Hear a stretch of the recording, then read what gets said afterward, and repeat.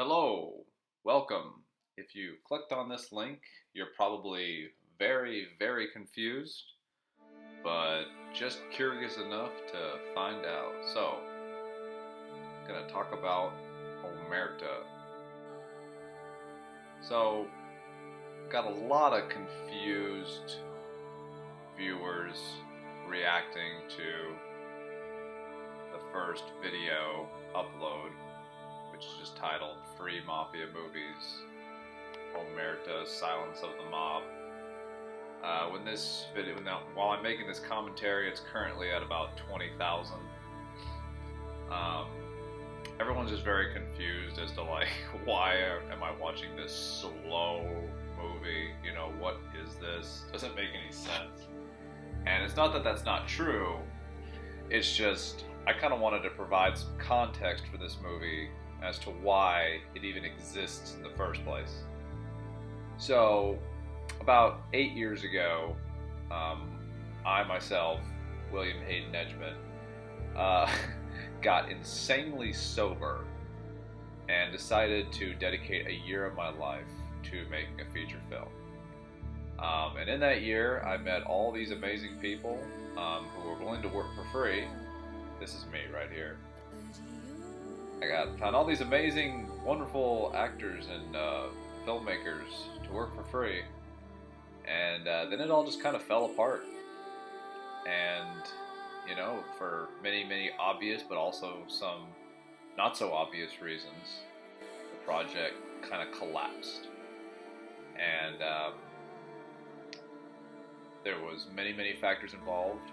One of them being the death of a producer and a beloved local actor in Arizona, and others just being the basic reality of not having a real, production budget and such. So, if you'll join me, we are going to commentate and walk through what was once my masterpiece in my mind, Omerta.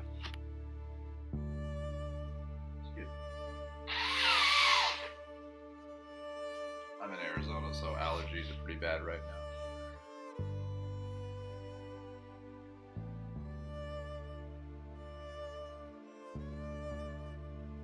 So this opening scene was the original idea for how we can show a kind of competition to decide new recruits and just kind of a really spiritual way, So I was right out of film school for about 3 years.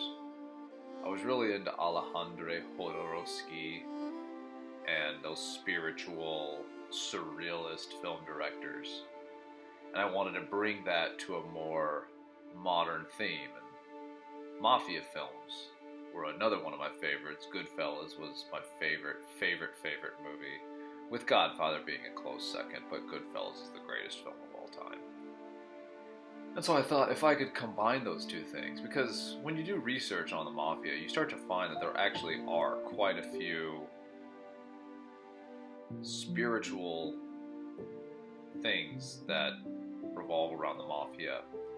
A lot of oaths and a lot of biblical work and a lot of swearing, and it's very cryptic when you start to research it. As you can see, we have no continuity for the chessboard. It was just, what can we make look good for each camera shot? But that's kind of where the idea came from, was just this desire to make a spiritual mob film rather than the classic kind of gritty, shaky cameras and stuff mob film. As far as why is it a silent film? Aside from my love of making music videos and those kind of movies, silent films are something magical because it's just the motion that tells the story. And we had so many great breakthroughs in character development and story and camera techniques, and how camera techniques can work with a story, that ever since silent film stopped becoming a thing, a lot of this stuff has kind of just gone to waste. you know, and that's kind of what I wanted to explore with Omerta was, you know, that realm of that music video feel where you don't need words to tell a story, you don't need dialogue to tell a story, you can kind of already see the story unfolding, and it allows the viewer to have their own interpretation.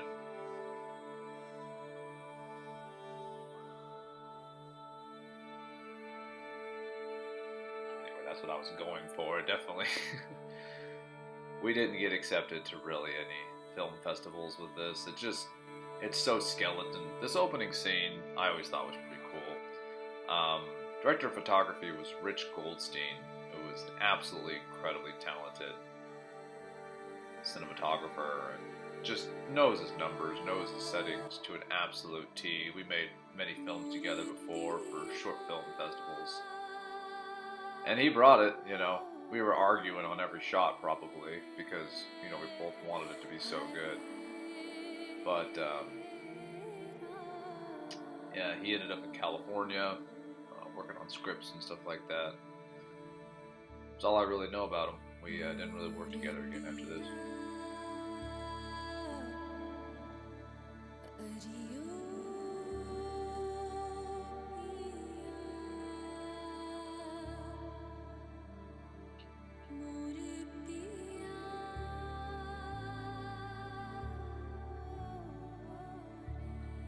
Just my anal framing there. Anal framing and blocking.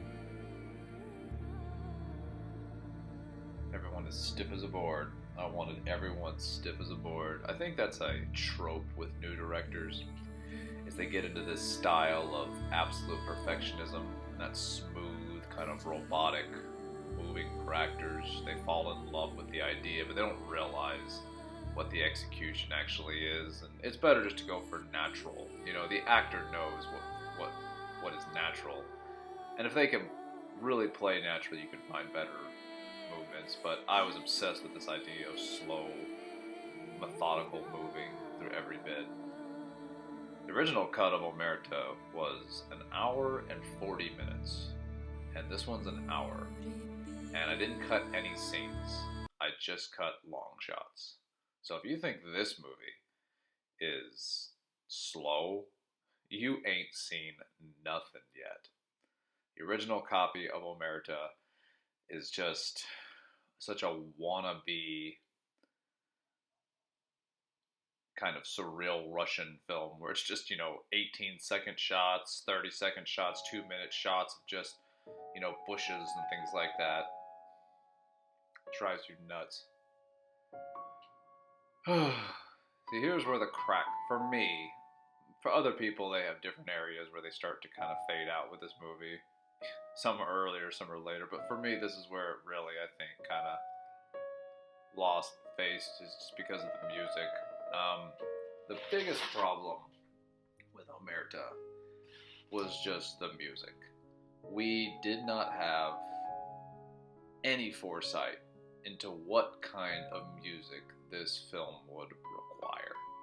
And what I mean by that is, every film I'd ever made, I would edit it up, video and dialogue, get that, solid, and then I would slowly start adding music. And I would just, I'd find royalty-free music, I'd find music that a friend had made, I would find just whatever I could. And, it's just using clever editing and momentum and pacing. Our teams would always find a great way to make it sound, and it would be fine. Sometimes you'd slow the music down to give it like a rumble, and, we just always kind of made it work. So that's what I thought I would do for this feature film. The problem came when I started trying to add this music to this film, because what I realized is regular movies, and when I say regular, I mean like with dialogue, a talkie. Regular movies, they have these moments of dialogue that allow the score, the cinematic music, to take a break. And some movies will keep the score going very, very lightly underneath the dialogue, but the audience really doesn't notice it, so it's a lot easier to kind of transition to the next song. And what I realized when I started putting this movie together is I didn't have any of those breaks. When you make a feature silent film, the music and the movie become so intertwined that if you just cut to a new song, or if you cut to no sound and then come back later to like a new song, you have to be so much more picky. It's such a harder job because there's no dialogue to break it up. You're just watching one long music video with some text once in a while, and I had never realized how hard it would be to mix all these kind of songs together to make it sound like a believable cinematic experience. And the first cut is nearly, if you think the music in this movie is bad, which I think some is bad, some is, passable. But if you think it's unprofessional, you should have seen the first movie. It was the first cut, by that what I mean. It was horrendous. It was hilariously horrendous. I was trying to do like a Quentin Tarantino thing with like a Christmas, like a royalty-free public domain Christmas song. Oh, it was so bad.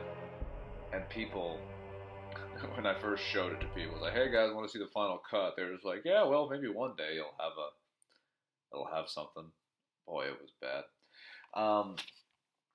Yeah, I didn't have the money. I couldn't afford a musical score. The rates I was. I talked to one guy who would do it. He's like, "Yeah, I'll do it for $200. I'll give you, a score." And the problem with that is, he was a brilliant composer, but you get what you pay for. Like, he can't spend the time needed. One of the reasons it's so expensive to buy music is because of, speaking of bad music, this is where it just gets terrible. I just didn't have anything else. I had no other music to put here. It just ruins it. It's so cringe. Anyway, yeah, so. But yeah, the point is that when you have a silent film, the music becomes so much more important than anything you could possibly think of, because it is the dialogue. It is the only thing touching ears in this cinematic experience. Gosh, I'm like Lenny. My character is just so dumb. That was Wendy West. Passed away about 2 years after this, maybe a year and a half after this movie was made. Very sad. Definitely still talked about the Arizona Scottsdale community. That was her bread and butter. She was kind of managed a radio station in Scottsdale, and then used those connections for acting jobs and helped out other people, helped out a whole lot of people. And whether or not you ended on good terms with her or not, her death definitely touched a lot of people.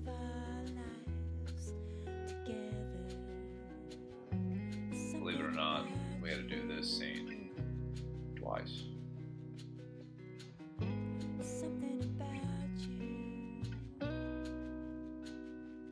Jeez, this movie, man. I thought I was so cool back in those days. Every second, every day, you and I together to the end. Definitely not my favorite musical moment of the movie. Anyway, what made this cut different was a little software called Filmstro. Filmstro was this really fun software that allowed you to kind of make your own impression on each piece of music. It would give you a piece of music from a pretty big library, and you could then control when maybe the speed picked up or the tempo picked up or the intensity picked up.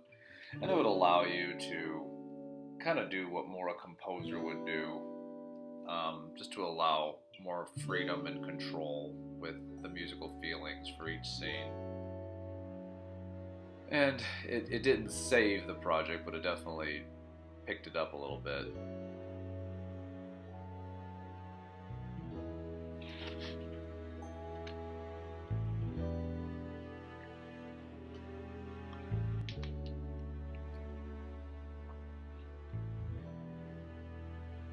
Yeah, so like right now, you would have like the dials for Filmstro at the bottom, and then as the scene progressed, you would start raising those dials, and it might pick up the tempo, it might increase the instrument, intensity, it might bring in new instruments.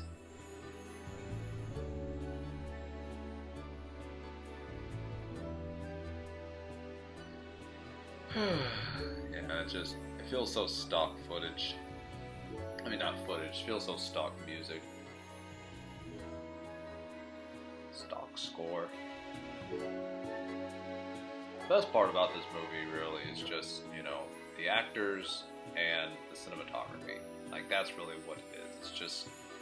It's good people and a good camera. It was a decent camera for what we could get. And these were amazing actors for what we were offering, which was basically food. They were working for food. That's all we would provide. So now you're about to see, this is Rich Goldstein playing the homeowner that they're invading.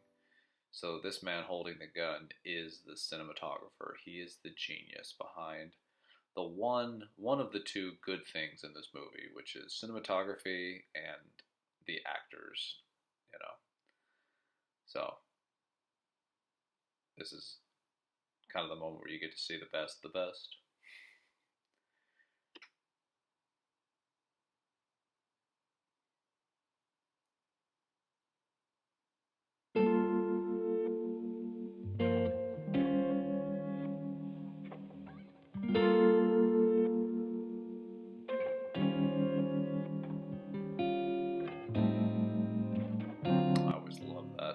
Shirt. I used to wear it so much. I think I ripped it.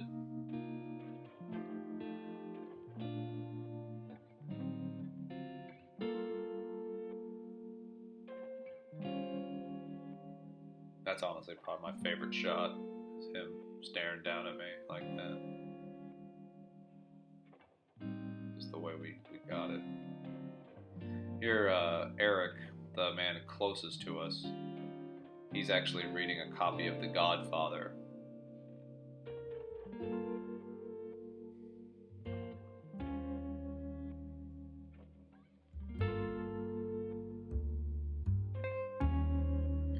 Mark Sanchez, one of the best actors in Arizona, playing the mob boss. He definitely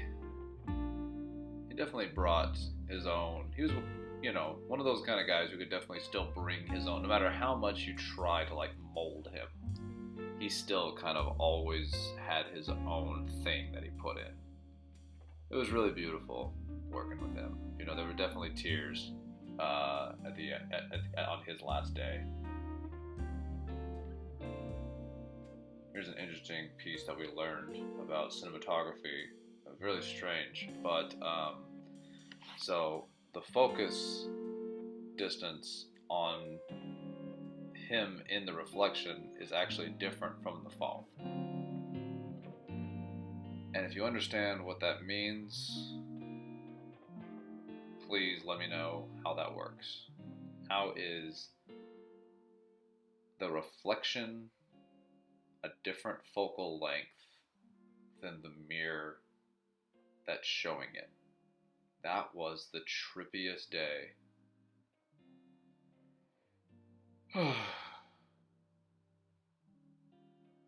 He's dropping me off at rehab.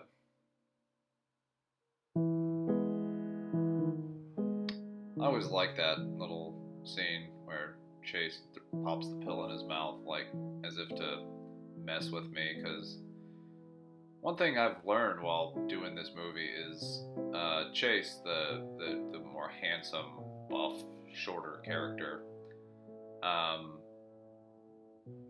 Every time I revisit this project, even though it's kind of over, his character kind of just develops a little bit more. Like I see more and more from him. Like the first time, like when I first wrote this, I kind of just intended on him just being, him and me just kind of being buds.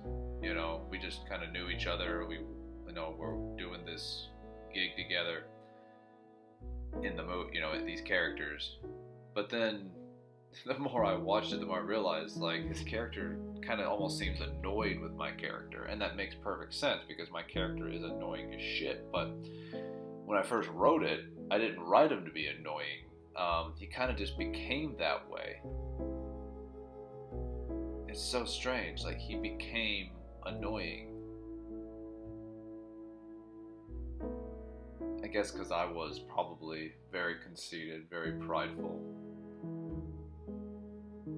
Very interesting time in my life.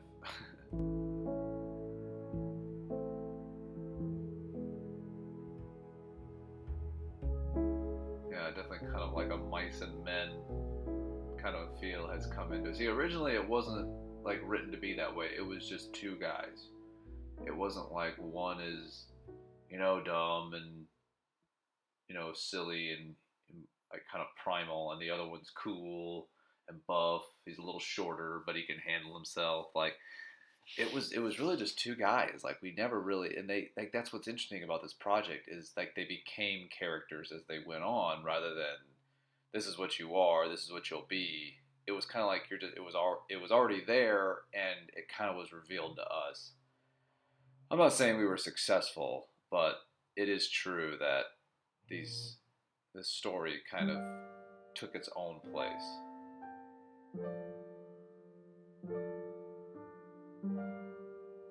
If that makes sense. Like a lot of us, no one really knew how the story was going. The script was solid. And I don't mean it was a good script. I'm just saying, like, the script was clear. The script was clear. The script was exactly what you see is what the script said, basically. But there was so much subtext, and maybe this is something that all filmmakers kind of go through. But the fact that you don't really know what your movie is until it's done, maybe that's kind of what this is that none of us really knew what this movie was until it was all over. And even to this day, I'm still seeing parts that kind of that appear differently now. You really got to be a patient person to watch this film, and if you can get into it, I think there's really something to be seen here.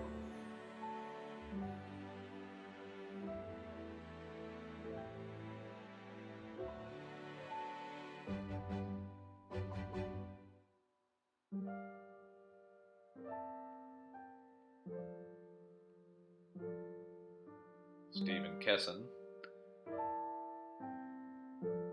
one of my favorite character actors in this film, plays this seedy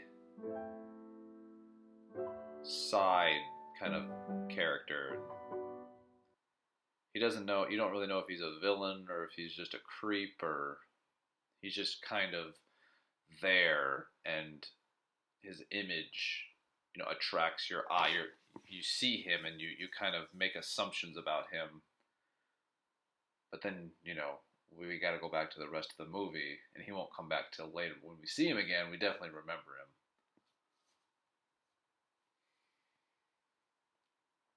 This was the last day of shooting. This whole scene was the last day. Love said to me,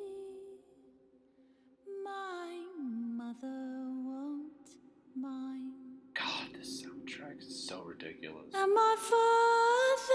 So this is what happens when you don't plan your music, guys. Make sure you always have your music planned before you go into principal photography.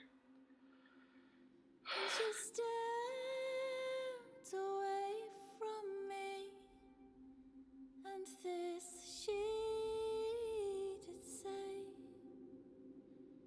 it will not be long, love, till our wedding day.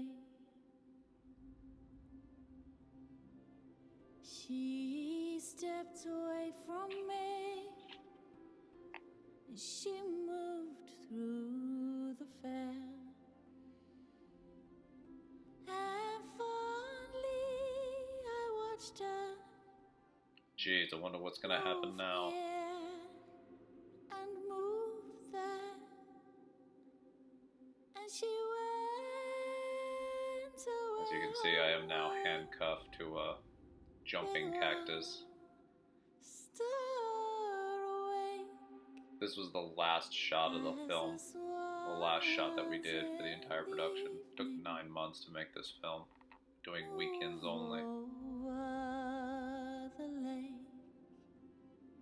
That was wild. She stepped away. Wendy's last scene in the movie. She moved through the fair. I loved Mark's work in this scene. Just the eyebrows and the hands and that medical gown that is actually, it looks like a hotel, like something he got at a hotel. It's like they just picked him up from a hotel and he came down to the warehouse.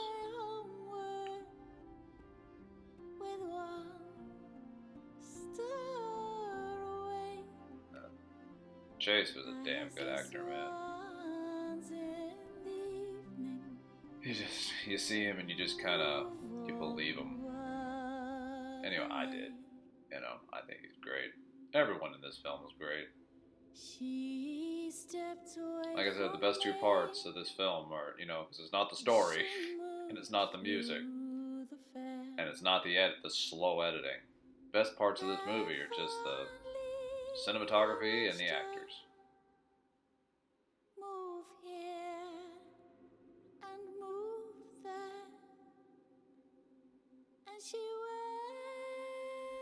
away homeward with one star awake as the swans. I gotta admit, I mean, if you feel tired watching this film, a lot of people say they nod off, a lot of people say they get, you know, a little sleepy. I gotta say, one of my intentions when I first started this was making like a relaxing film. Like I wanted my films to be, you know, relaxing.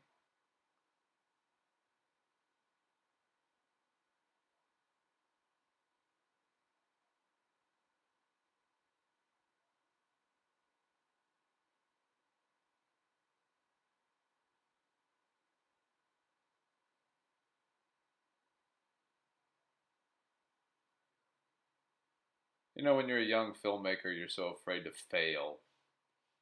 And you're like, it's better to be proper than to be interesting. I do like the music here, whether it works or not.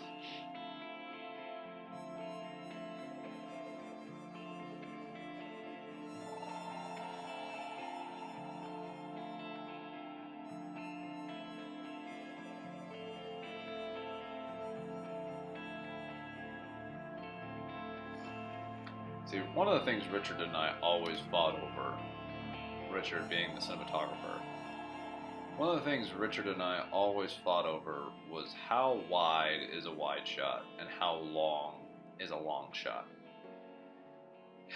You know, I would have to use words like, I want this shot to be extremely, extremely, extremely, extremely wide. And that would just be because, you know, my idea of a long shot and his idea of a long shot were just absolutely 100% different things. Yeah, this music is hilarious. I love it. This is kind of where the campiness meets the fun.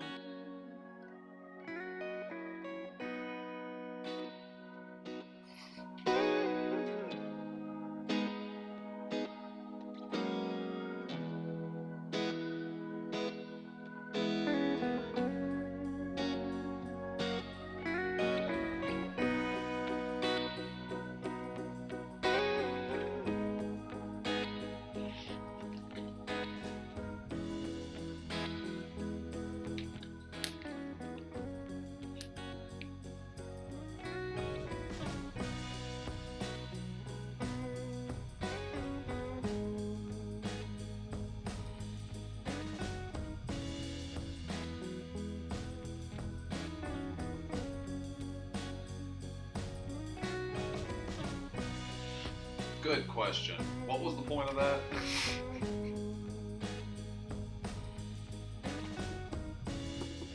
Oh, man.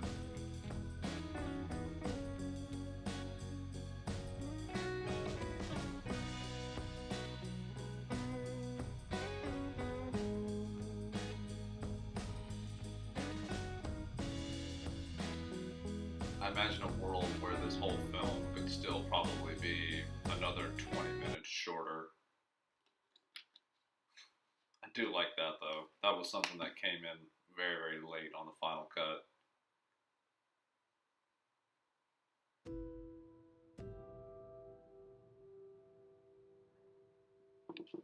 See, this is just part of where this is a great example of when planning your music composer in advance would have literally saved this project. See, because what just happened there was you had this bluesy rock and roll 12-bar blues pentatonic scale with a couple of blue notes riff, while Mark Sanchez, the mob boss, is flicking bullets onto the floor. And then all of a sudden you cut to this like almost like Radiohead kind of style music, you know? And there's no transition. Like the transition was just emptiness. Good pan. Good pan on Richard's part. Or that might have been Chase Tucker. Chase Tucker and Jess Armstrong were the only two crew members for this entire film. The entire crew consisted of Richard Goldstein, the cinematographer, and two interns I got from Scottsdale Community College who were absolutely invaluable and incredibly talented, and we definitely didn't deserve them. But Jess Armstrong and Chase Tucker were just incredibly hardworking. Hopefully they got some credit from this. I know we figured out a way that we could give them school credit. I hope they got it, because I know I did internships in college that I didn't even get credit for.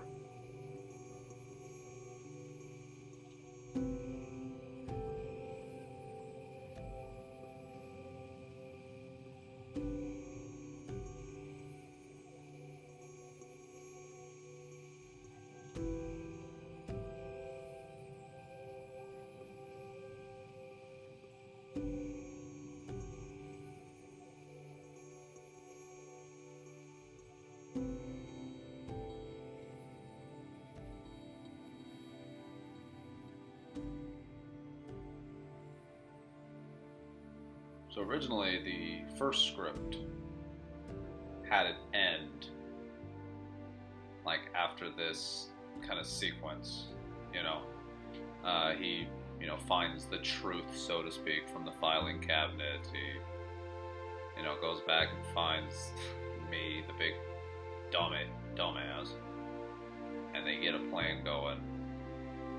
And originally, it was just going to end right there. I do like the music here.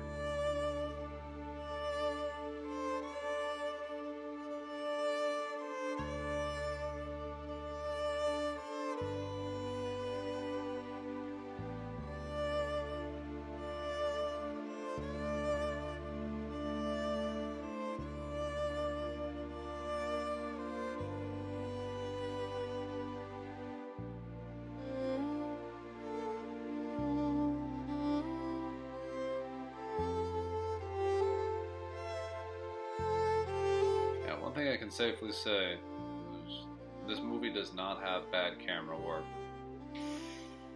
It's probably Richard and I's biggest concern throughout this entire film, is just getting good camera work and just trying our best to make every shot as beautiful as possible with what we had.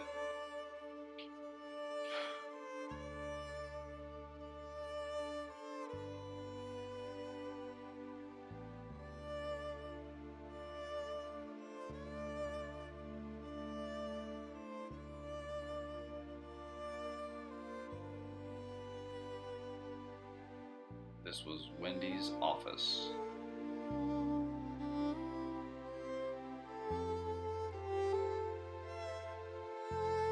Stephen Kesson again, looking like a badass. Friends.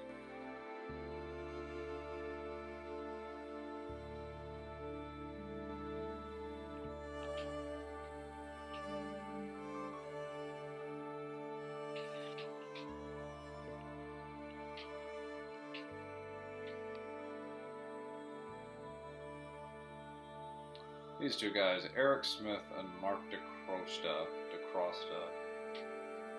were incredible character actors for this film. They just, you see them and you feel business. You just think, Eric's got that unbuttoned collar. You know, Eric's kind of got that Wolf of Wall Street thing going, and Mark, he's kind of more kind of dark business, you know, more of a dutiful follower of the king.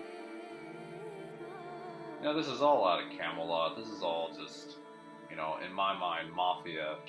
You know, they always say that, like, cowboy movies come when they combined the Arthurian legends with the, you know, incorrect ideals of what people thought cowboys were. And that's, you know, what a good Mafia movie is. A good Mafia movie kind of takes the Arthurian outline and, you know, makes it about people today, you know. Godfather, it's like a Greek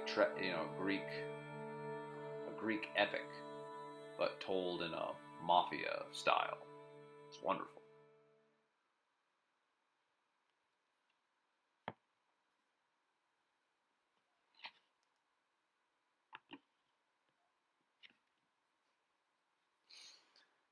Yeah, this is where the mice and men kind of feel really comes into play. This is my truck, of course. Her name's Rachel. She's a 96 Toyota T100. Went to Barrett-Jackson this year and saw one. Scared the hell out of me. Now, as I watched this scene, this is about kind of towards the end of the first cut. This is when I started realizing that, like, our characters really had never kind of gotten along. You know, like, he always kind of probably seemed annoyed with me, his character. The way he was playing his character and the way I was playing mine, I was playing it as if we were buddies, but he's clearly playing it like he's a little annoyed with me. It did kind of come off as genuine because my character looks so stupid, he looks so naive. It makes perfect sense. And I didn't even realize it until it was over, just because I'm so stupid and naive. Yeah, so after this scene is where the original script just ended. And then when I realized it wasn't long enough, I went in and wrote some more. I like the real ending, but the original ending was good too. Just this whole kind of, you know, kills his wife, and kills himself. Like, I thought that was kind of a fitting, kind of powerful ending that would make you probably not forget it. She moved through the fair. This scene is trying to establish that he broke Omerta by talking to the police. Not sure if that was ever really communicated. No, originally we were trying to do the thing that they do in The Artist, you know, that other silent film that was made in the non-silent era. Only difference between that movie and our movie is that one won an Academy Award. But we were trying to do that thing here where Mark said Omerta, like with actual dialogue. We recorded him and everything. We did like 1,000,000 takes of it because we just wanted to make sure it was perfect. And then in the end, I just used the subtitle. It just felt better. That, like many other things, my life have been a complete waste of time, but here we are.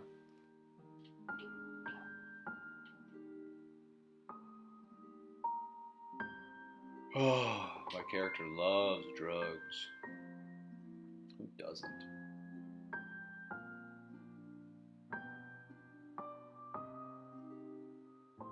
Out. Yeah, that's the worst part about being a drug addict is when you're out. Everything's great till then. And now here we have Nate Thompson. Love the cows.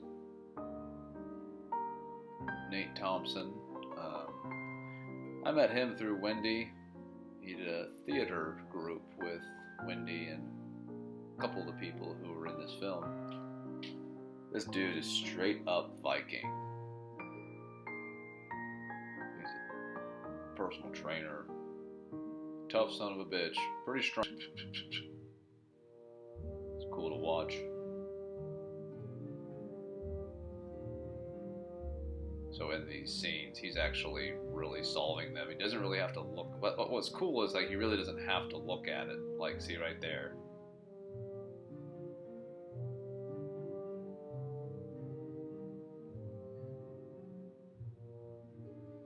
This is, of course, my not so subtle PSA to addiction. Based on my own experience with Oxycontin, if you take too many, it sure gets hard to piss. I have no idea why. I don't know if there's something wrong with me or if there's something wrong with the rest of us, but probably both. Like I said, I was very, very sober in these days. I wouldn't even jerk off. I know it doesn't look like it. I didn't take great care of myself as far as shaving and cleanliness and stuff like that, but at this point in my life, I didn't drink, no coffee, I didn't touch myself, I exercised an hour a day. I was insanely disciplined. I don't look like it. Like, that's the funniest part about this movie is when I tell you what my life was like at this time, like, you wouldn't believe it, You wouldn't believe how disciplined I was. Like, I'm nowhere near that disciplined today, that's for sure. I sure don't work out for a whole hour every day. Like, I do a little exercise, but not that much. I was just so obsessed with it. Because, when you stop doing drugs, when you stop drinking, when you stop smoking, you crave that dopamine. So you try to get it by any means. You go to AA and you realize you release a lot of dopamine by sharing.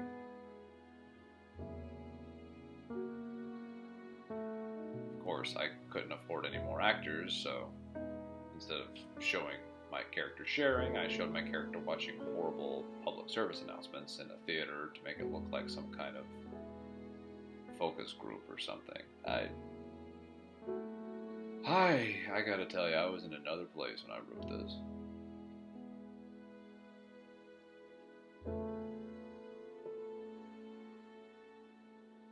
I miss that cow. She tasted good, though.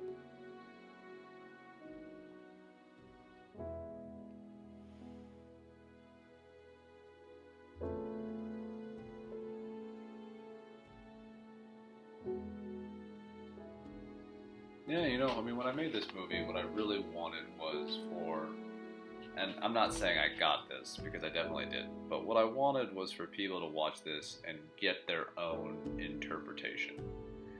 It was one of those films where you would watch, and the story was yours. There was definitely a story here, there was definitely, outline, and these characters, and they were doing these things, but like, as far as why they did it, as far as their own insecurities, as far as what they were going through, what you thought of them, that was kind of yours. And that would just kind of provide these moments for you to divulge and process. Problem was, a lot of people just kind of find that boring. There was a lot in this that is boring. I like this music, though. This is one of the few moments.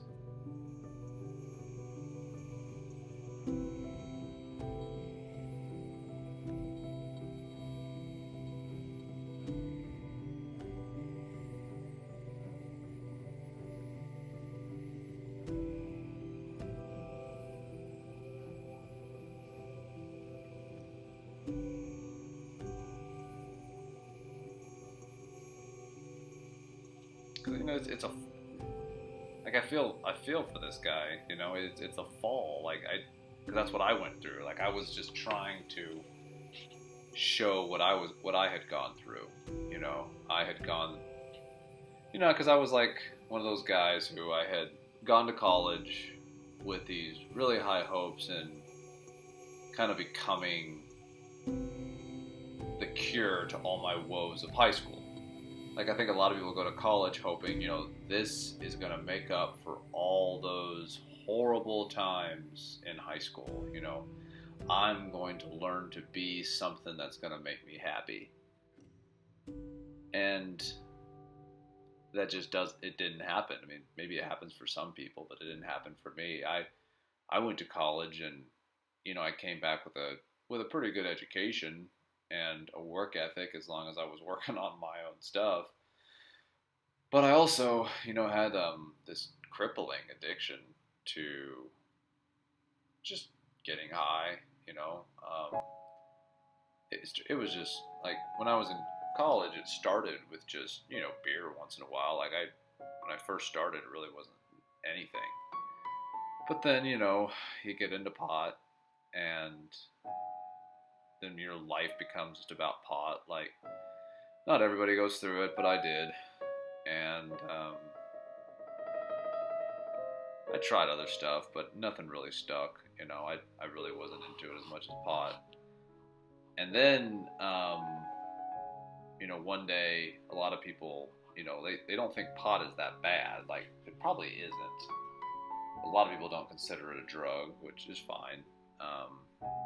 But then what happens is a lot of people, you know, you're doing pot, and you're not thinking this isn't bad. You know, it's not as bad as drinking. It's not as bad as cocaine or anything. But then, you know, someone offers you a cigarette, and you realize that, like, oh shit, like this isn't pot, but it's a nice little buzz, and I can do this when I don't have pot.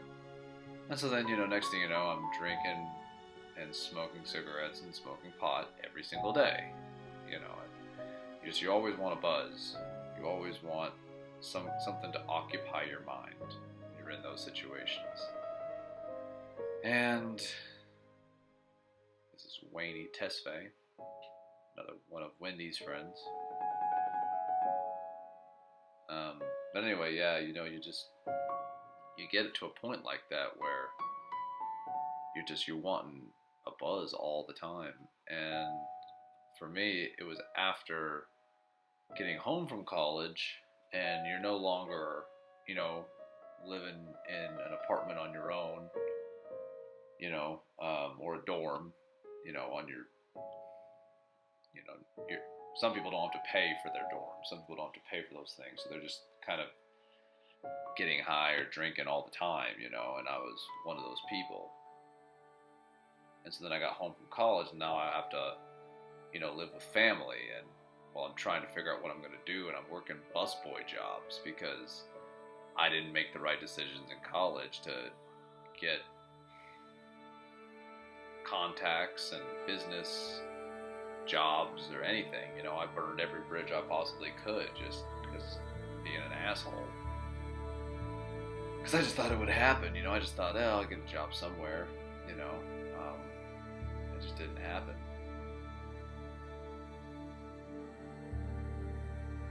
And I kept believing it would. And so when it didn't, it was really depressing, you know, when I realized, like, this isn't going to happen for me. I started fiending, you know, just wanting to escape from everything, and I escaped into my addictions, and started just drinking a whole lot and smoking a whole lot. The thing is, like, when I came back to Arizona, I didn't have any, you know, weed contacts or anything, so I started just getting high on whatever I could. So if I found some pills and, you know, like my mom's cabinet or my sister's cabinet or something, I would just help myself to them. I think I took every one of my sister's pills when she hurt her wrist or something. She didn't like opiates, so she didn't even take them. So I took all her pills, and mom had gotten some surgery, so she had hydrocodone. I think I took every one of those too, just because they weren't using them. They're like, yeah, I don't really use these, and I was just like, oh well, if you're not going to use them, I didn't say that. They would have freaked out, and they did when they found out. Yeah, not a good look.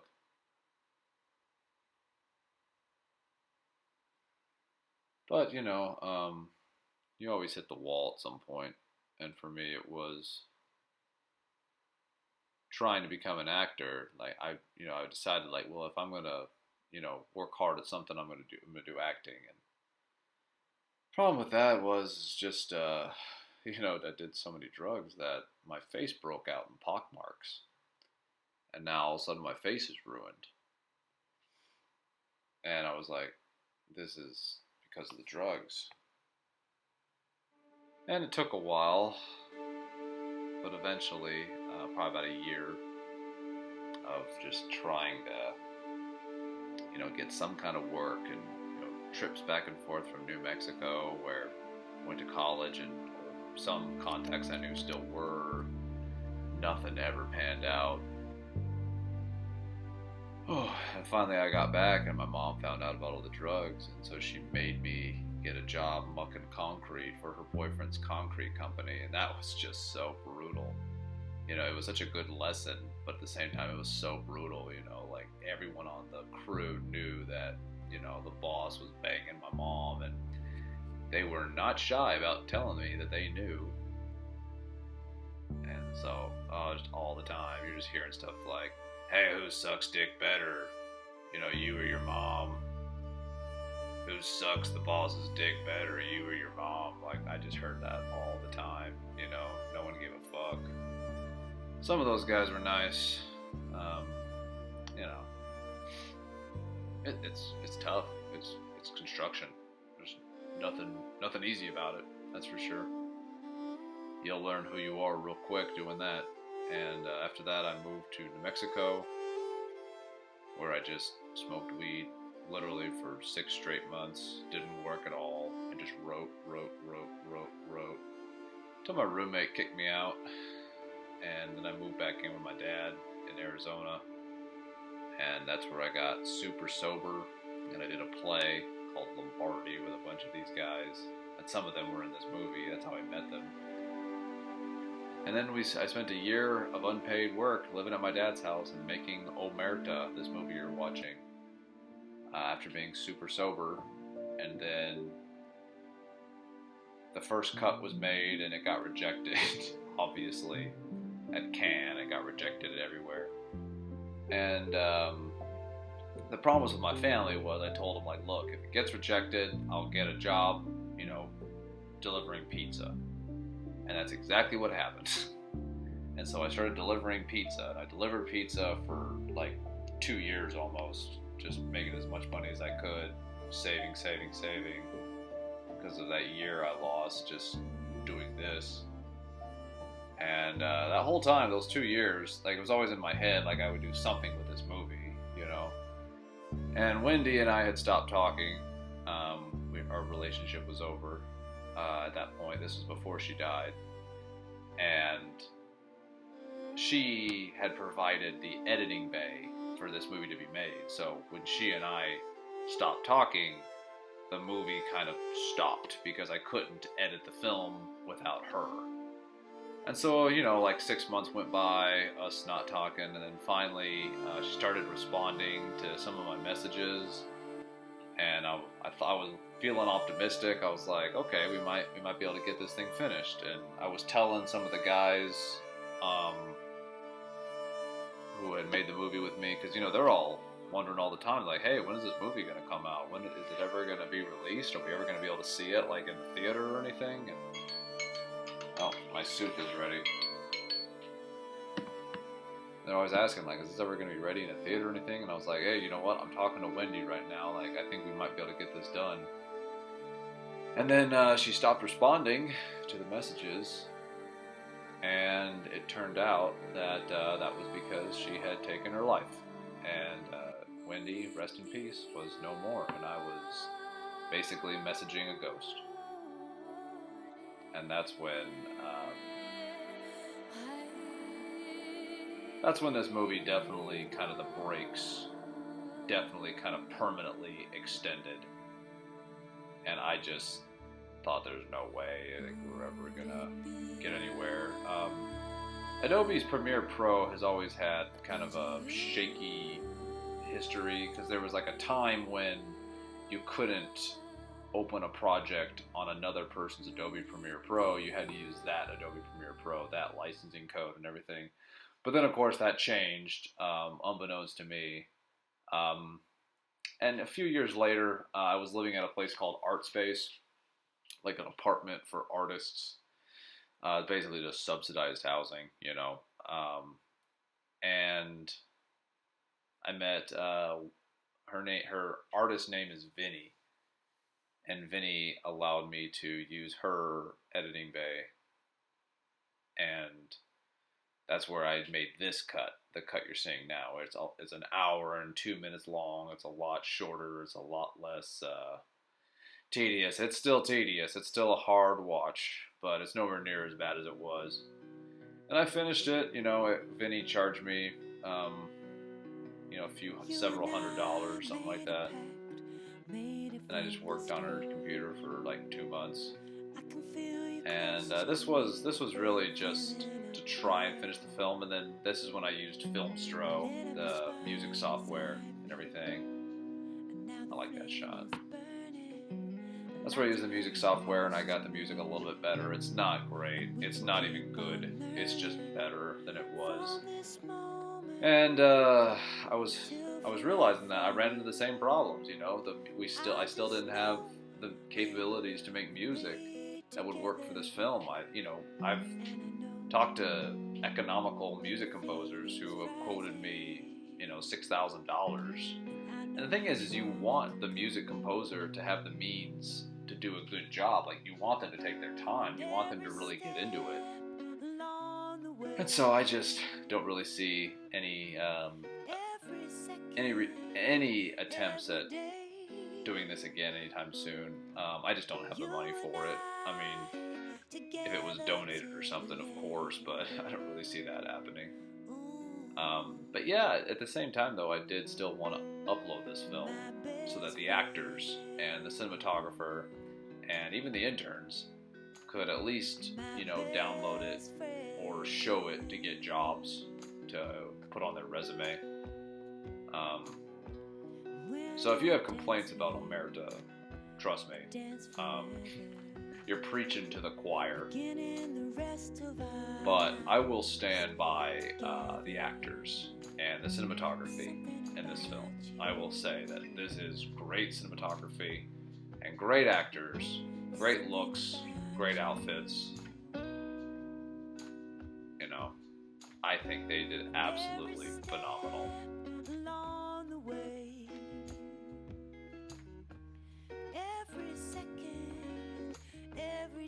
But the story and the music and the editing, you can have it.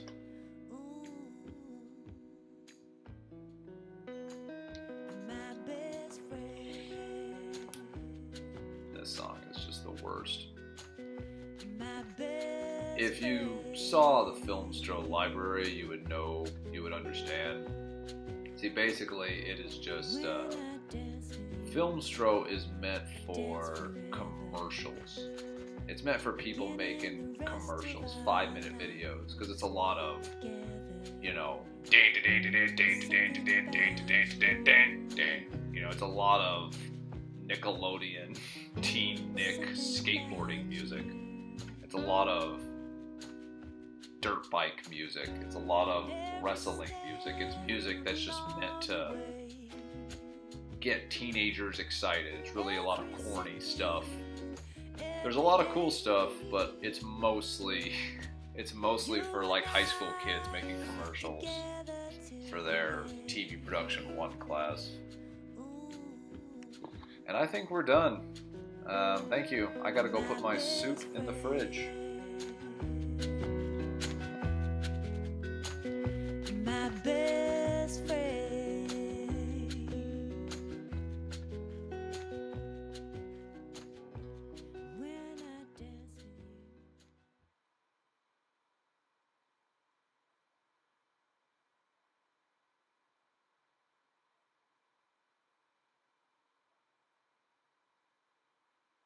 Thanks again, guys.